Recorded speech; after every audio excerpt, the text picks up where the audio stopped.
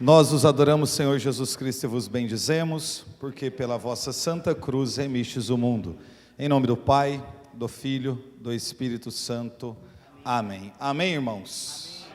Deus abençoe a todos, boa noite a todos. Boa noite, gente. Deus seja louvado.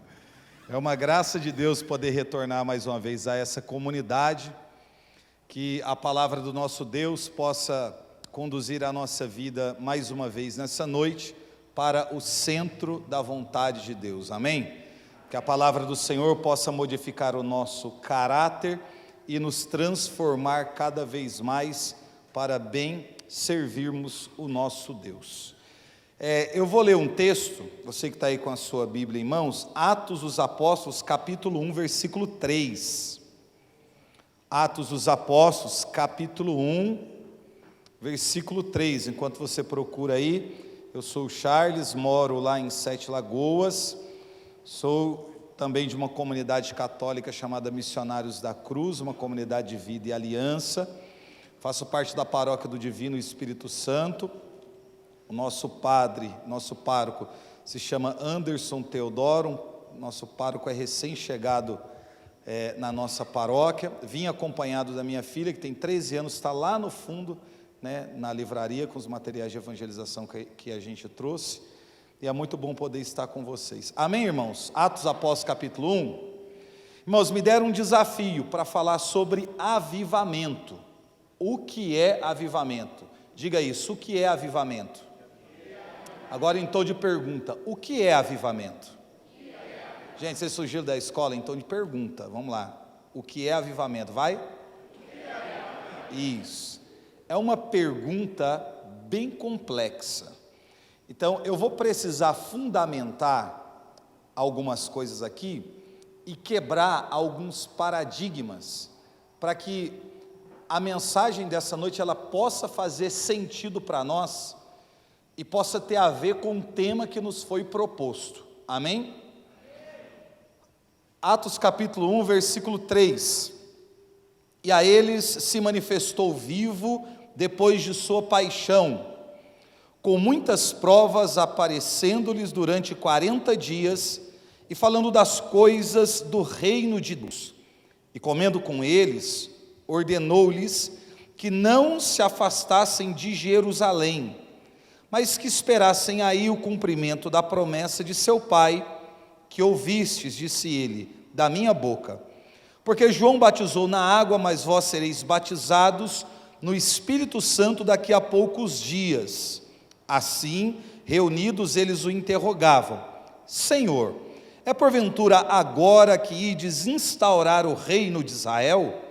Respondeu-lhes ele: não vos pertence a vós saber os tempos, nem os momentos que o Pai fixou em seu poder, mas descerá sobre vós o Espírito Santo e vos dará força, e sereis minhas testemunhas em Jerusalém, em toda a Judéia e Samaria, e até os confins do mundo.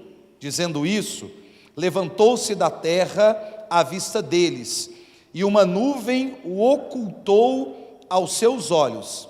Enquanto o acompanhavam com os seus olhares, vendo-o afastar-se para o céu, eis que lhes apareceram 2 homens vestidos de branco, que lhes disseram: homens da Galileia, por que ficais aí a olhar para o céu?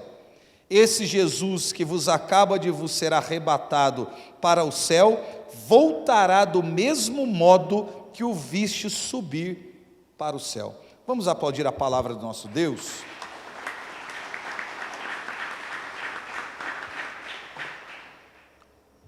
Irmãos, o texto que nós acabamos de ler, ele é na verdade o cumprimento de uma profecia.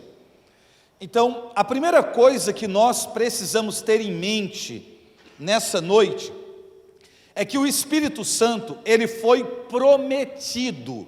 Quando nós estudamos a pneumatologia, a doutrina sobre o Espírito Santo, nós fazemos uma trajetória na Bíblia Sagrada sobre a pessoa do Espírito Santo. É um estudo que se faz sobre o Espírito Santo, desde Gênesis até o Apocalipse. E quando nós olhamos para essa construção e para toda a ação do Espírito de Deus nas Sagradas Escrituras, no decorrer do tempo, nós vamos tendo um entendimento dessa graça que será manifestada sobre a terra. Nós sabemos que o Espírito Santo é a terceira pessoa da Santíssima Trindade, isso é uma base para nós. Nós sabemos que o Espírito Santo esteve também na criação do homem, é por isso que no texto está escrito: façamos o homem à nossa imagem e semelhança. Ele participa da criação do homem no Éden, ou seja, o Espírito de Deus está desde os primórdios, no início de tudo. Esse Espírito Santo que foi soprado sobre o homem, Santo Agostinho diz que naquela hora que o próprio Deus sopra nas narinas de Adão, e a Bíblia diz que o boneco se torna um ser vivente, aquele sopro, o ruá, o nefesh, é naquele momento que a alma ela é engendrada no corpo, ou seja, quando a Trindade fez o boneco do pó da terra, do barro, por mais que tenha sido a Trindade a trabalhar o homem, por mais que Deus tenha feito e modelado com as suas mãos, ainda não havia vida. A vida ela passa a existir quando Deus sopra nas narinas daquele boneco.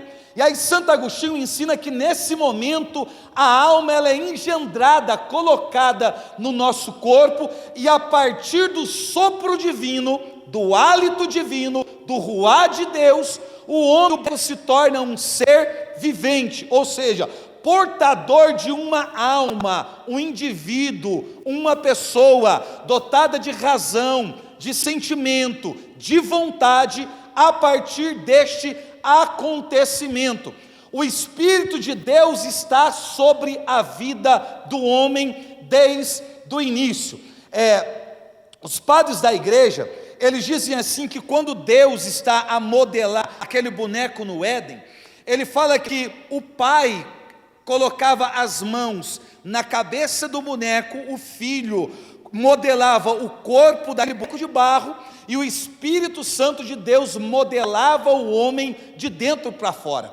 Quando a gente olha para a maneira que um oleiro ele trabalha, ele faz um trabalho a modelar um vaso, a gente sabe que o processo de modelagem, ele não é só externo, ele é um processo de modelagem interno, ou seja, modelar o vaso tem mais a ver com aquilo que você faz pelo lado de dentro do que aquilo que você faz do lado de fora.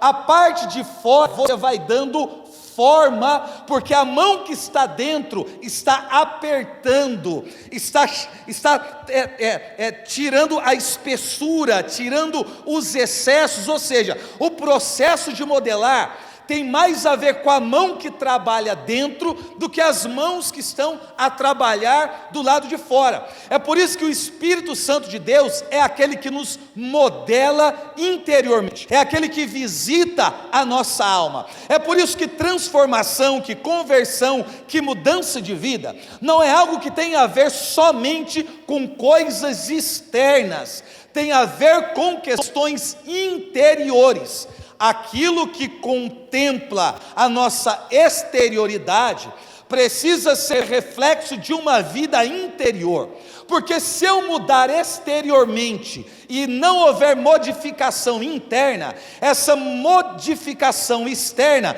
ela dura pouco tempo. Você pode mudar o seu vocabulário, modificar a sua vestimenta, modificar a sua postura, você pode mudar o seu ambiente de amizade, os lugares que você frequenta, pode haver uma mudança radical exteriormente falando, mas se isso não for reflexo de uma vida interior, de uma mudança interior, de um convencimento do Espírito na nossa alma, vai chegar um determinado momento que essa mudança externa, ela vai se tornar pesada demais, difícil demais, complicado demais, e daqui a pouco você não suporta, daqui a pouco você cai, daqui a pouco acontecem os escândalos, daqui a pouco o povo vai dizer: eu não disse que era fogo de palha, que era da boca para fora, que realmente não era conversão coisa nenhuma, porque a gente se preocupou em modificar o nosso externo e não cuidou da nossa vida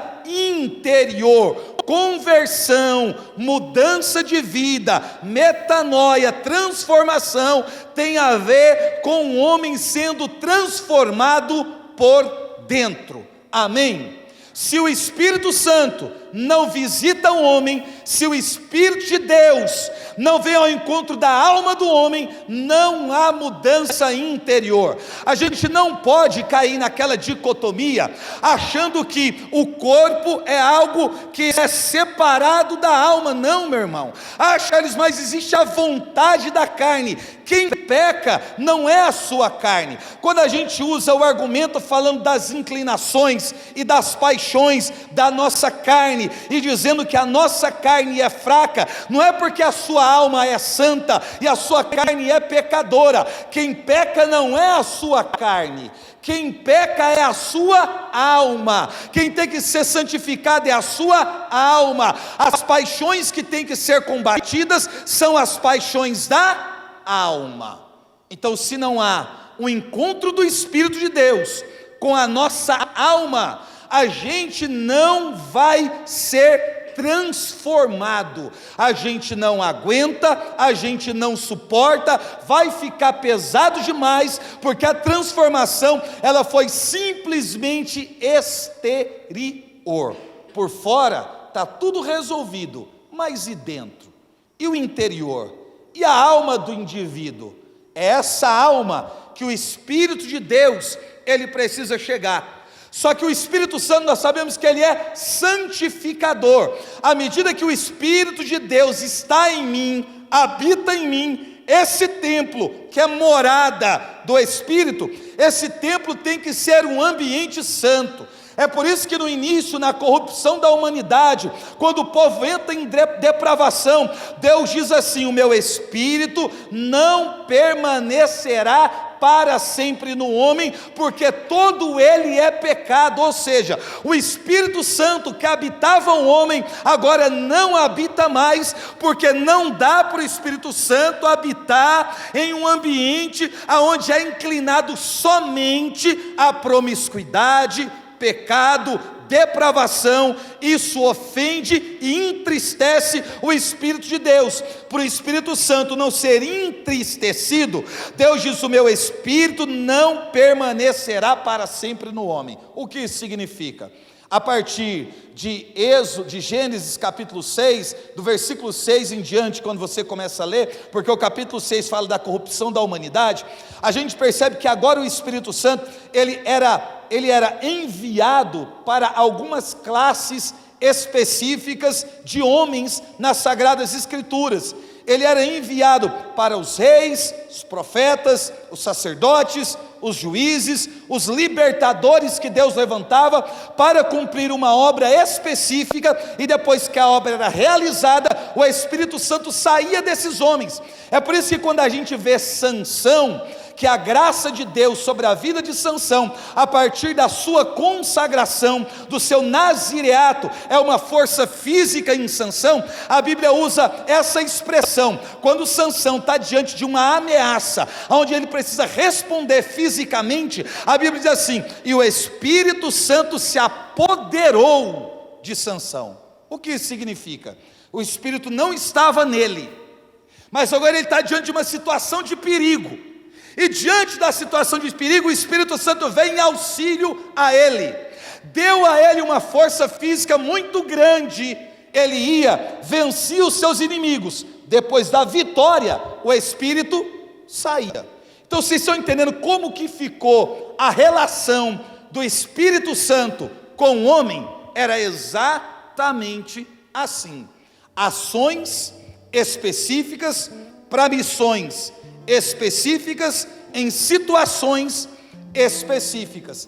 Aí Joel, que é chamado de um profeta louco, ele profetiza e diz que esse Espírito que vem para ocasiões específicas, seria dado a todo aquele que invocasse, seria dado aos anciões, aos jovens e até mesmo aos escravos, que eles profetizariam, teriam sonhos e visões. Ou seja, parece que o que Joel está profetizando é uma ilusão, uma utopia, difícil demais de acreditar. Tanto que Joel morre como um louco no seu tempo, porque aquilo que ele profetiza não acontece no tempo em que ele é vivo, e à medida que ele vive, e a profecia já foi feita, e no decorrer do tempo, ela não aconteceu, o povo começou a cobrar o profeta Joel, dizendo: ei, e a profecia?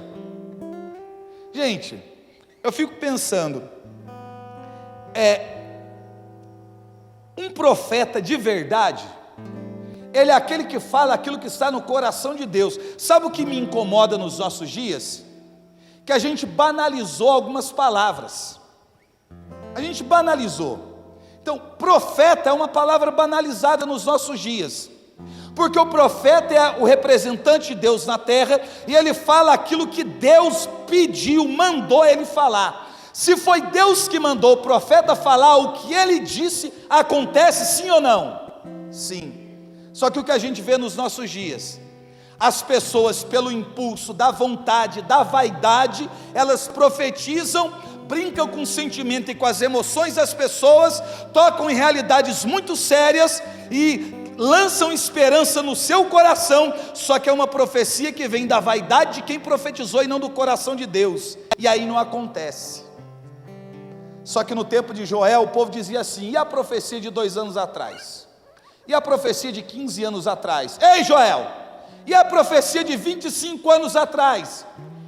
Se o profeta está vivo, e a profecia não se cumpriu, se ele mentiu, ele desmoraliza Deus. Então o povo cobrava Joel: cadê a profecia? Nós somos oprimidos, escravos e maltratados. Você disse que o Espírito seria dado até para os escravos. Então por que o tempo passou e a gente continua escravizado? Ele foi cobrado. Só que a gente sabe que a profecia, ela atravessa os tempos. Pode ser para daqui a pouco, para daqui um mês, ou para daqui 200 anos. Joel morreu, a profecia não aconteceu, ele foi tido como louco, só que ele profetizou além do seu tempo. E é em Atos dos Apóstolos capítulo 2, que essa profecia de Joel, ela vai se cumprir. É por isso que Jesus, quando esteve conosco, e depois da sua paixão e a sua morte, lá naquela cruz, ele apareceu para os seus discípulos, e ficou com eles 40 dias, e quando Jesus apareceu para os seus discípulos, como os discípulos estavam? Inquietos, amedrontados, preocupados, desanimados, porque o mestre deles morreu de uma forma atroz. Quem é que suportaria ver aquilo que os discípulos viram? Porque às vezes a gente diz assim: se eu tivesse lá, eu não fugiria. Será, irmão, que você não fugiria? Porque os discípulos pensaram assim: se fizeram isso com Jesus, imagina com a gente. Se flagelaram Jesus, imagina a gente. Se pregaram ele na cruz, imagina a gente que é discípulo dele. O medo é natural, o desespero é natural, a angústia é natural, a covardia é natural, na circunstância é natural. Então o estado que eles estão não é um estado muito bom, só que tem um problema. Charles, qual é o problema? O problema não é você ficar desanimado, todo mundo desanima. O problema não é você dizer eu cansei, todo mundo cansa. O problema não é você dizer eu estou fraco, todo mundo fica fraco em algum momento. O problema não é você dizer assim: olha, eu não tenho mais esperança. A gente perde ou não perde a esperança? Perde, dependendo do que você está vivendo, a gente perde. O problema não é isso, o problema é o resultado disso na vida dos discípulos. Qual? O medo, a angústia, o desespero, a covardia, a tristeza, o luto, fez eles esquecerem uma coisa que não deveria. Qual? A promessa. a gente fica mal e esquece da promessa, a gente desanima e esquece da promessa. Se tem uma coisa que pode te tirar do desânimo, do cansaço, da tristeza, do luto, é você se lembrar, mesmo no caos e no vale de lágrimas que você está vivendo, que existe um Deus que fez na sua vida uma promessa dizendo que esse tempo de tristeza vai acabar. Ele vai acabar. Se você olhar só para o cansaço, você esquece da promessa. É como se eu parasse no texto bíblico pela metade. A tristeza até pode durar uma noite, acabou. É a noite do meu desespero, é a noite da minha agonia, é a noite da minha morte, é a noite da minha tristeza, é a noite do meu limite. Ei, lê o resto. A tristeza até pode durar uma noite, mas a alegria vem ao amanhecer. A gente se depara com a informação ruim e para na informação ruim, gente. Aqueles que semeiam entre lágrimas, pronto, acabou a vida. Semear em lágrima, lágrima, tristeza, dor, angústia, luto, lamento. Lê o resto. Aqueles que semeiam entre lágrimas voltarão recolhendo com alegria. Por que os discípulos, Jesus quando apareceu para os discípulos, Jesus não disse assim: por que vocês estão cansados? Jesus não falou. Por que vocês estão desanimados? Jesus sabia que eles estavam desanimados? Sabia. Só que Jesus não falou do desânimo, não falou do cansaço, não falou da tristeza, não falou do luto. Jesus lembrou eles da promessa. Da promessa. E disse para eles: não vos afastei de Jerusalém. Por quê? Por conta de todo esse medo que está sobre os discípulos, e entendendo o que aconteceria com eles, o que aconteceu com Jesus, eles querem sair de Jerusalém. Só que a promessa feita era que o que Deus prometeu tinha um lugar específico para acontecer. Quando eu saio do lugar aonde Deus me colocou para manifestar na minha vida a promessa que Ele fez, a promessa não acontece, porque Ele mudou de ideia? Não, porque você não ficou na onde Ele te pediu. Então cuidado, a gente precisa sempre chegar a uma conclusão firme, madura e consistente.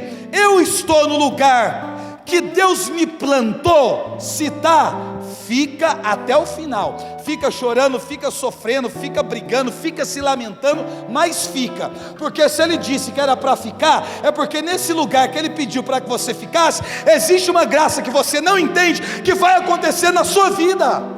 Então fica. Jesus está dizendo: olha, Jesus ele não pode fazer o Espírito Santo, ou o Espírito de Deus ele não pode descer aonde Ele quiser, sim ou não? Sim. O Espírito Santo pode descer em Cafarnaum, na Galileia, no Egito, em qualquer canto. Só que existe uma promessa, uma profecia. O Espírito Santo virá para cumprir a profecia de Joel, e o lugar onde ele vai ser derramado é em Jerusalém. Existe uma promessa e um lugar para que ela aconteça. Então não saia do lugar da promessa, fique em Jerusalém. Ficou: não vos afastei de Jerusalém, e aguardai ali, esperai ali o cumprimento que o Pai fixou em seu poder. Porque descerá sobre vós o Espírito Santo e vos dará força. Gente, olha que regra bela na Bíblia. Primeiro, eu fico no lugar da promessa. Ou melhor, primeiro existe uma profecia. Eu sei que a profecia existe, e existe uma promessa, e existe um lugar onde a promessa vai acontecer. Existe uma profecia, existe uma promessa e existe um lugar. Olhando para a profecia, ficando no lugar da onde a promessa diz que é para eu estar, que é em Jerusalém, a Bíblia diz: descerá sobre vós o Espírito Santo. Primeiro, vos dará força. Por quê? Que a primeira coisa que o Espírito Santo vai fazer com eles é fortalecê-los. Porque eles são fracos, cansados, desanimados, abatidos. Descerá sobre vós o Espírito Santo e vos dará força, e sereis as minhas testemunhas. Ou seja, o apostolado, a missão é consequência. O apostolado e a missão e o serviço é consequência da força, da capacitação, da graça, da ação de Deus sobre a minha vida, porque eu decidi ficar em Jerusalém, porque eu fiquei no lugar da promessa, porque eu sou fruto de uma profecia. Existe uma regra bíblica para que isso aconteça. A gente sabe, o Espírito Santo desceu, Atos capítulo 2, encheu a casa, vieram aquelas línguas de fogo, se repartiram sobre eles, falaram em outras línguas, e a partir daquele fortalecimento, ou seja, da ação de Deus, do fortalecimento, eles saíram para o apostolado, para pregar, para anunciar, para evangelizar, porque agora eles estão cheios de Deus. O que está acontecendo em Atos capítulo 2, é aquilo que nós chamamos de avivamento. Há 22 anos eu prego, eu rezo e espero por um poderoso avivamento sobre a face da terra. Só que a gente precisa estabelecer conceito do que é um avivamento. Porque assim, se você for fazer uma pesquisa a grosso modo e colocar lá conceito ou definição, o povo gosta muito de Google, né? Avivamento, está lá, da vida a toda realidade morta. Irmão, esquece isso. Isso é a coisa mais sem graça, mais rasa, mais incoerente que pode existir. Isso serve para manual de pesquisa e internet. Para a vida mística e espiritual da igreja, não. Porque não é isso. Primeiro, se o Espírito Santo, ele dá vida a uma realidade morta, e eu digo que Atos capítulo 2, é a descida do Espírito Santo que vem para trazer viva, eu digo que os discípulos que ali estão, eles estão mortos. Não, eles não estão mortos, eles estão vivos, bem vivos por sinal. O que é o avivamento? Avivamento é uma ação sobrenatural do Espírito de Deus sobre a vida do homem. Repito, avivamento é uma ação sobrenatural do Espírito Santo de Deus sobre a vida do homem. Quer ver um termo que eu não gosto? Avivalista. A gente olha para os irmãos que pregam, cantam e rezam por avivamento e fala assim: olha, fulano é um avivalista. Meu irmão, esse termo avivalista, para eu ser um avivalista eu preciso ser promotor de avivamento. Só existe uma pessoa capaz de promover um avivamento sobre a terra, e se chama Espírito Santo de Deus. Se eu disser que eu sou um avivalista, eu estou querendo assumir o lugar de Deus em uma ação sobrenatural na terra. Não existe homem, por melhor que seja na terra, digno de ser chamado avivalista. Avivalista só tem um, e é o Espírito Santo de Deus, mais ninguém, mais ninguém. Então vamos começar a cortar essa conversa. Fulano é um avivalista porque canta avivamento, porque prega avivamento. Não, avivalista só tem um, que é o Espírito Santo de Deus. É só o Espírito de Deus, é da ação poderosa, sobrenatural do Espírito de Deus que vai acontecer sobre a vida do homem, um avivamento. Avivamento é trazer vida a uma realidade morta. Não, irmãos, a primeira coisa que o avivamento faz é trazer morte, nunca trazer vida. Eu gosto de pregar isso nesses encontros de avivamento que tem por aí, que o povo gosta de caçar confusão comigo nos bastidores. Não, irmão, a primeira coisa que o avivamento vai trazer na sua vida é morte, não é vida. Já não chama avivamento? Chama. Mas a gente precisa nascer de novo. Para nascer de novo você vai ter que morrer. Não tem como acontecer um avivamento na minha vida se eu não tiver coragem de morrer para a minha vontade, morrer para a minha vaidade, morrer para o meu egoísmo, morrer para quem eu sou, morrer para os meus sonhos, morrer para o meu orgulho, para a minha vaidade, para a minha prepotência, para a minha arrogância. Se eu não tiver coragem de morrer para quem eu sou, Ele não ocupa no meu coração o lugar que é devido a Ele. Quando o avivamento acontece, o homem tem disposição em matar dentro dele aquilo que precisa ser exterminado para que Deus reine na vida do homem.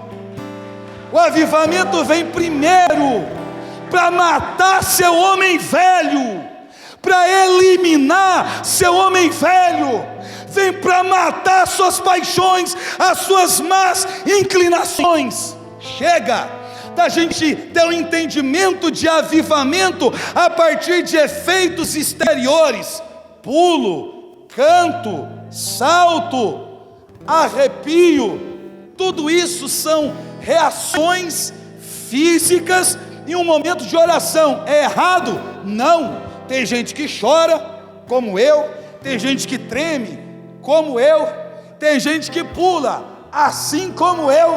Tudo acontece comigo também. Só que isso são reações.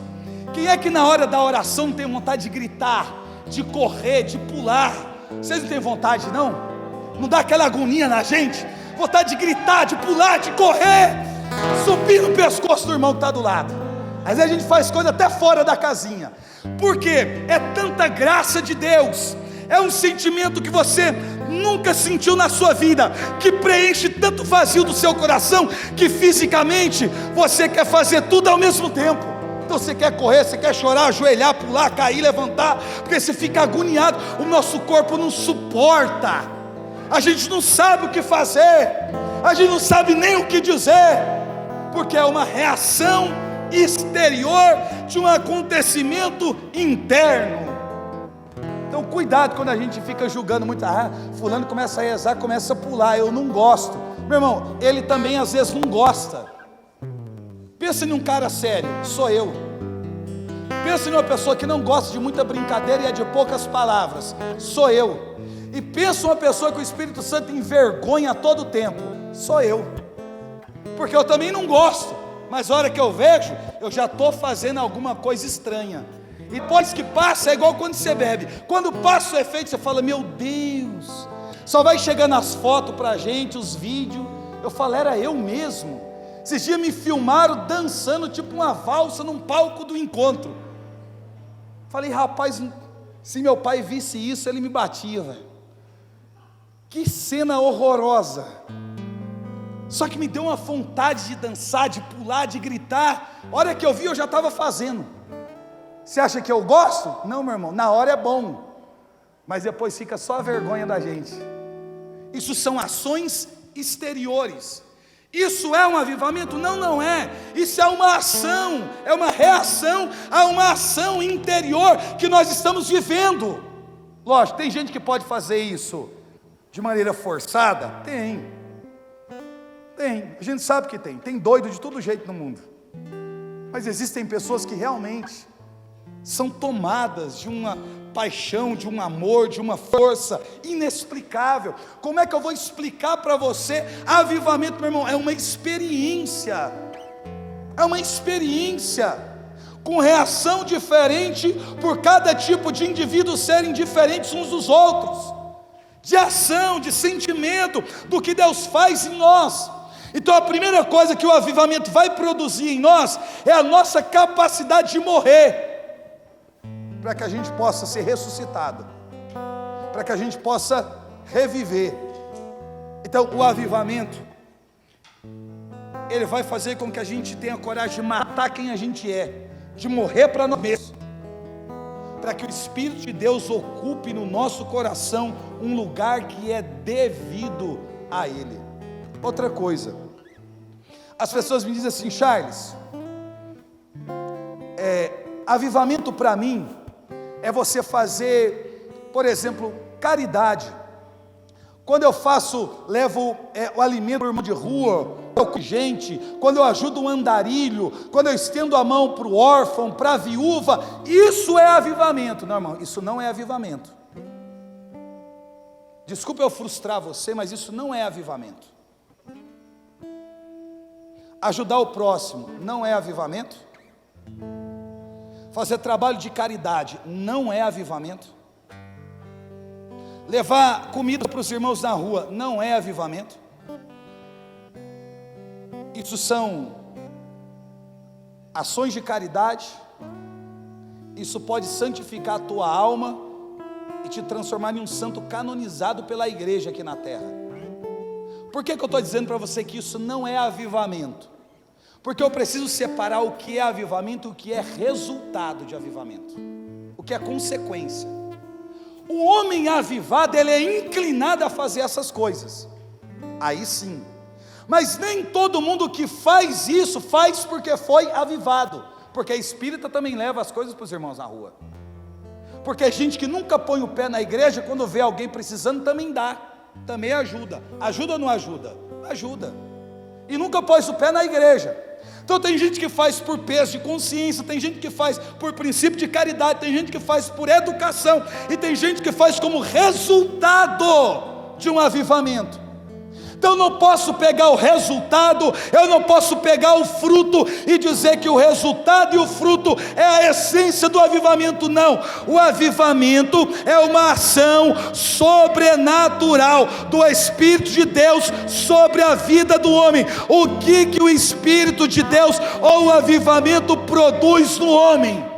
Arrependimento, convicção do pecado. O avivamento produz em nós nojo pelo pecado, faz a gente se arrepender dos erros que nós cometemos. O avivamento gera em nós conversão, mudança de vida. O avivamento faz o homem ser modificado profundamente no seu caráter. O avivamento modifica o homem por inteiro. Meu irmão, quando você estuda sobre os grandes avivamentos que aconteceram na história da humanidade, a gente percebe, por exemplo, algumas cidades que foram inteiras avivadas.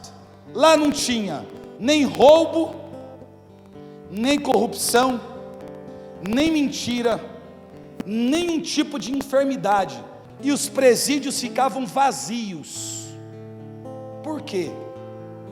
Porque o homem foi transformado na sua totalidade. Você imagine Divinópolis, aconteceu um avivamento em Divinópolis, aí você vai nos presídios, não tem mais preso, você olha para a política, não tem corrupção, você olha para os irmãos, não tem mais mentira, você vai nos hospitais, está tudo vazio, não tem uma pessoa doente, nada.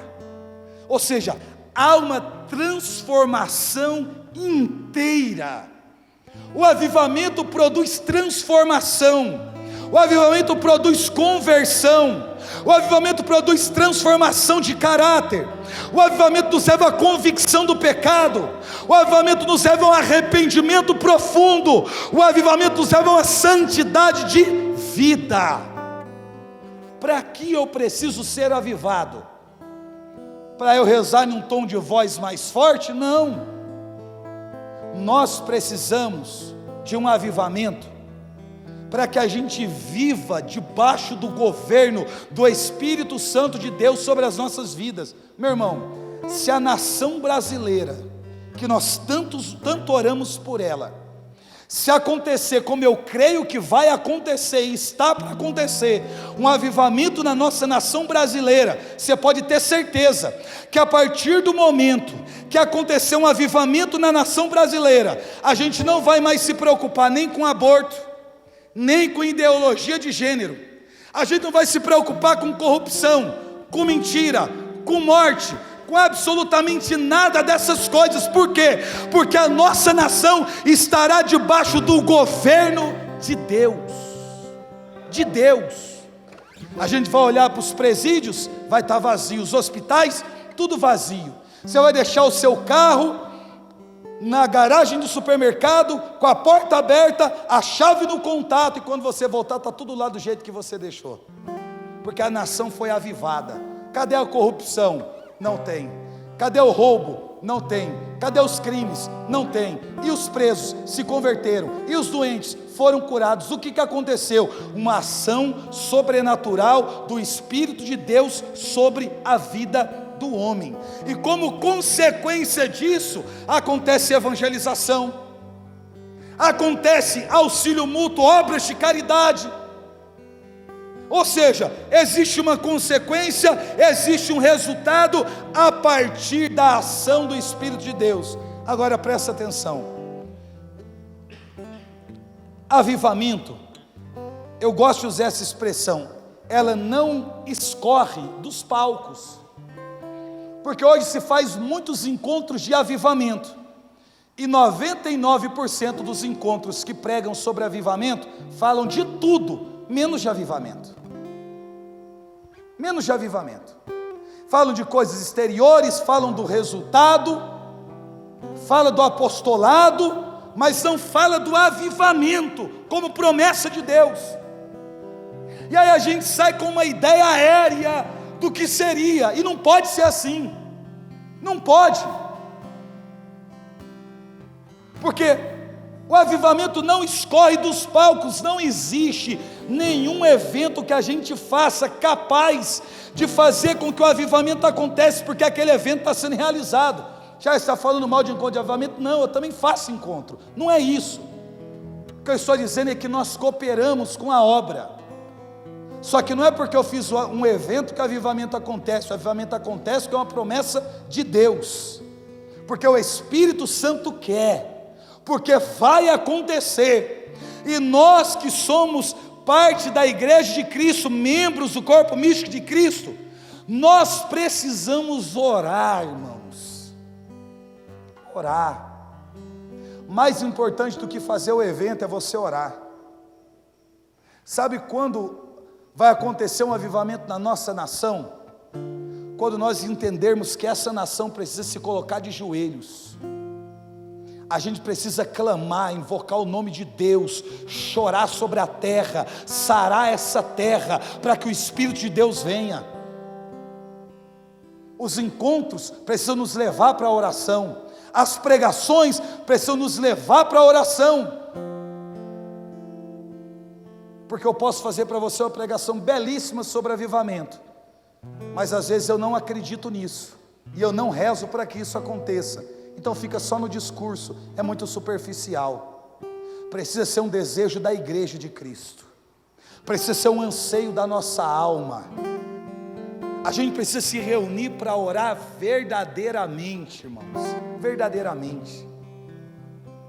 E aí quando o Espírito de Deus nos enche, toma a nossa vida, aí porque o Espírito está em nós, não é a gente, mas é quem habita em nós, que se manifesta em nós, que age no ambiente onde nós estamos. Quando você pega para ler sobre a vida de homens que pregavam sobre esse assunto no decorrer do tempo, a gente vê, teve um homem que fez uma pregação em uma fábrica, em uma indústria, chamaram, olha, tem como aqui, missionário, você vir fazer uma pregação no pátio da fábrica, juntou lá 1.500, 1.600 funcionários de uma empresa, porque o dono, o gerente da empresa, pediu para que o missionário fosse lá dar uma pregação. Só que a pregação, o Espírito Santo, à medida que a mensagem era pregada, o Espírito Santo foi entrando no coração daqueles homens, e aquele missionário tinha um outro compromisso em um outro lugar, e ele tentou encerrar um momento de oração depois, e não conseguiu, porque o povo estava tão compungido, tão mexido, tão cheio de Deus, que eles se aproximaram, homens que não conheciam a Deus, não serviam a Deus, mas que o Espírito Santo desceu de uma forma tão sobrenatural, no pátio daquela fábrica, que eles ficaram orando, deu a hora do missionário ir para outro compromisso, ele foi para outro compromisso, fez uma pregação no outro lugar, depois de 12 horas, o dono da fábrica ligou para o missionário, voltar no pátio da fábrica, porque da mesma forma que os homens estavam, quando eles saíram, eles estavam orando. Sabe quanto tempo eles ficaram rezando, de joelhos, chorando, no pátio de uma fábrica? 6 dias. chorando, gemendo, porque foram tomados pelo Espírito Santo de Deus. Às vezes a gente acaba um momento de oração, a gente tem a graça de ter Jesus sacramentado na Eucaristia, a gente reza com uma preguiça, com desânimo, vencido pelo nosso cansaço, vencido pelas nossas preocupações. É como se a gente não estivesse diante de Deus, é como se a gente estivesse diante de qualquer coisa, menos diante de Deus. A gente não reza como a gente deveria rezar. Como que o avivamento vai acontecer, se a gente só conhece o avivamento de maneira poética, e não de uma maneira prática? Se não existe desejo de alma, a tua alma anseia pela ação do Espírito Santo de Deus, anseia, deseja. Esses homens às vezes tinham que sair de um lugar para o outro, para uma missão, e às vezes pegavam um avião para sair de um estado e ir para um outro estado. Diz que quando às vezes o avião passava sobre uma cidade, vocês já perceberam quando o avião passa em uma determinada região, onde ela é mais povoada e o fluxo é mais baixo, que passa ali, vocês já perceberam a sombra do avião na terra passando, ainda que minúscula? Vocês já viram isso, tiveram essa experiência? Passar assim a sombra do avião? Tinha homens que às vezes estavam dentro de um avião, rezando a Deus, para que Deus manifestasse o seu poder, e às vezes enquanto um avião passava de um traço para o outro, aonde a sombra do avião batia, onde tinha pessoa que não era convertida, se convertia, onde tinha pessoa doente, a pessoa era curada, onde tinha pessoa possessa, a pessoa era liberta, só porque a sombra do avião que passou naquele lugar, porque tinha alguém dentro rezando, Deus agia. E a gente recebe o próprio Deus sacramentado, e a gente não acredita que Ele pode fazer as coisas na nossa vida. Aí a gente canta sobre avivamento, pede avivamento, mas experimenta coisas superficiais demais. É muito superficial, irmão. Aí a gente tem medo do sofrimento, medo da morte, medo de perseguição, medo de tudo o que acontece, porque nós estamos igual os discípulos. Eu encerro para a gente rezar. Olha que coisa que é o homem sem o Espírito Santo, o homem com Deus, com experiência com Deus, sem o Espírito Santo, e um homem cheio do Espírito. Você pega os discípulos, quando Jesus ficou com eles 40 dias, está no texto bíblico, não é invenção minha, e aí Jesus vai subindo aos céus, aparece 2 homens vestidos de branco, e diz para eles assim: vocês vão ficar aí parados olhando, porque Jesus estava subindo e eles olhando assim, impressionado, porque tem gente na igreja que é assim, espectador, só olha, só contempla. Aí apareceu 2 homens vestidos de branco e disse assim: vocês vão ficar aí olhando? Esse mesmo que vocês estão indo ir, ele vai voltar. Só que quando eles vão para a sala do cenáculo e recebem o Espírito Santo, cheio do Espírito Santo, eles não ficam contemplando mais nada, eles saem dali e começam a fazer a obra de Deus.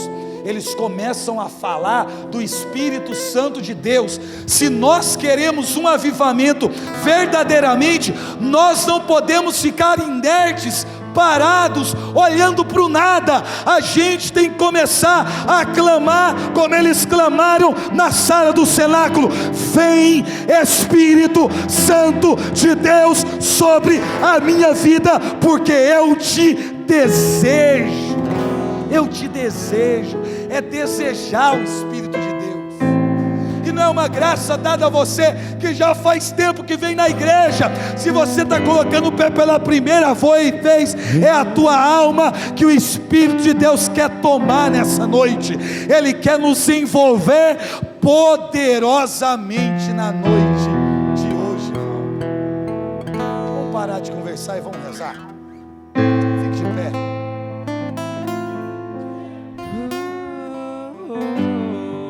Levanta as suas mãos,